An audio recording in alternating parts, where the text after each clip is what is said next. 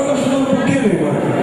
Eu tinha muitas dores na minha cabeça, o meu ouvido saiu bastante sangue, eu não sentia mais nada. Era hemorragia no ouvido? Acho que sim, eu não sei. Quanto tempo ela sofreu com isso? Só uns 3 meses. 3 meses? Meu ouvido sai sangue e dói bastante. Sangrava e doía muito. Daqui, essa boca que veio comigo, relaxada. Meu ouvido sai bastante sangue. Ela é uma passada. Quantas vezes você tem que a senhora vem aqui hoje? Eu vim a primeira vez. Hoje é a primeira vez? Glória a Deus. Só tenho visto na televisão. A senhora, o ouvido da senhora sangrava? Sangrava. Doía muito. Dói muito, doía bastante. A senhora chegou assim hoje? Cheguei as dores? Dores. E agora, irmã? Não vejo mais nada. Mais nada? Subiu tudo? Gente, glorifica! Gente, agora de casa está aqui, ó! Veja como é forte que Deus faz nesse lugar!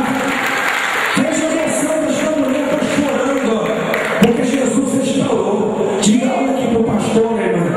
Esse choro agora é de tristeza e de alegria. De alegria. Então diga Jesus, obrigado. Jesus, muito obrigado. Glorifica. Esse é o Evangelho de Jesus Cristo. Glorifica, volte no seu lugar e volte cantando.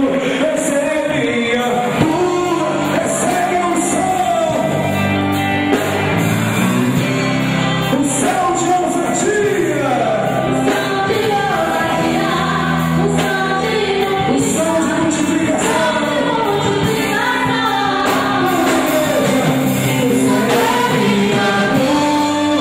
Vive fazendo coisas e mais coisas.